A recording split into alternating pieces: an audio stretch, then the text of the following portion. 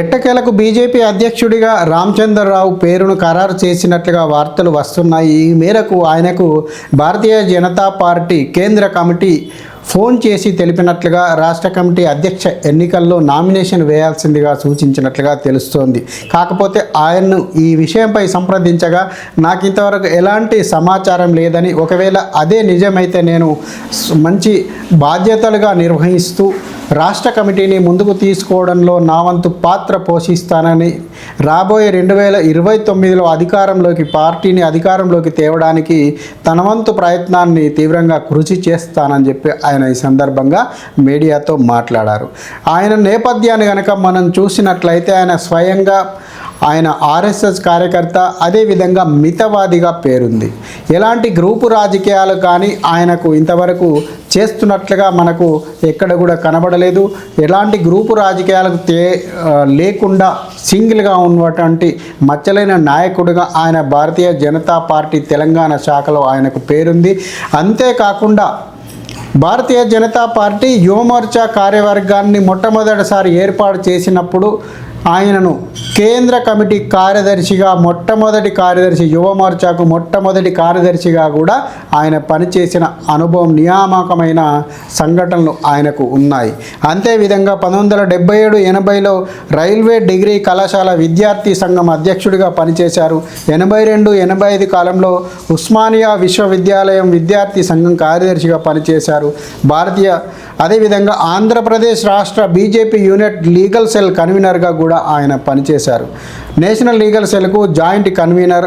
2008 నుంచి రాష్ట్ర భారతీయ జనతా పార్టీ యొక్క ఆంధ్రప్రదేశ్ రాష్ట్ర అధికార ప్రతినిధిగా వ్యవహరించారు. అదేవిధంగా 2011-13లో ఆంధ్రప్రదేశ్ రాష్ట్ర ప్రధాన కార్యదర్శిగా ఆయన బాధ్యతలు నిర్వహించారు.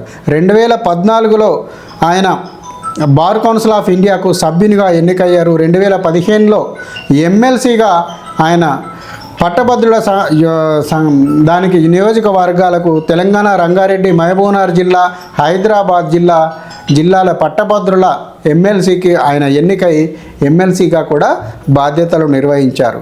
అదేవిధంగా 2015లో రాష్ట్ర బీజేపీ అధ్యక్షునిగా కూడా ఆయన పనిచేసిన అనుభవం ఉంది. ఇలాంటి అనుభవం కలిగిన వ్యక్తి, అదేవిధంగా ఎలాంటి గ్రూపు రాజకీయాలు చేయకుండా, ఎలాంటి విభేదాలు, ఎలాంటి యొక్క సంఘటనలు, అదేవిధంగా అంతేకాకుండా ఆయన మచ్చలేని వ్యక్తిగా కేంద్ర కమిటీ ఆయనను గుర్తించి ఈ విధంగా ఆయనను సత్కరించినట్లుగా తెలుస్తోంది.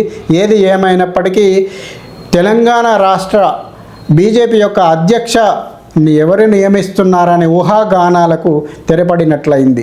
ఒకవైపు ఇటు ఈటెల రాజేందర్, ఒకవైపు బండి సంజయ్, ఒకవైపు మాజీ అధ్యక్షుడు లక్ష్మణ్ గారు, అదేవిధంగా నిజామాబాద్ ఎంపీ ధర్మపురి అరవింద్, వీరు నలుగురు కూడా అధ్యక్ష పదవి రేసులో, రఘునందన్ రావు గారు, వీరందరూ కూడా అధ్యక్ష పదవి రేసులో నేనంటే నేననే పోటీ పడే విధంగా, అంటే పోటీ పడుతున్న సమయంలో కేంద్ర కమిటీ అనూహ్యంగా వీరెవరిని కాదని తెరపై లేని ఒక వ్యక్తిని అధ్యక్షునిగా ప్రకటించడాన్ని మనం ఈ భారతీయ జనతా పార్టీ కేంద్ర కమిటీ తీసుకున్న నిర్ణయం పట్ల భారతీయ జనతా పార్టీ కార్యకర్తలు కావచ్చు, నాయకులు కావచ్చు, ప్రతి ఒక్కరు కూడా విస్మయం చెందుతున్నారు.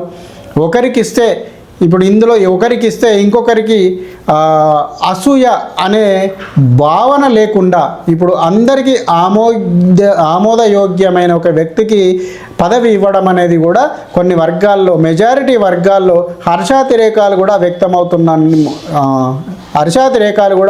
వ్యక్తమవుతూ ఉండడాన్ని మనము చూడవచ్చు. జై హింద్, భారత్ మాతాకి జై.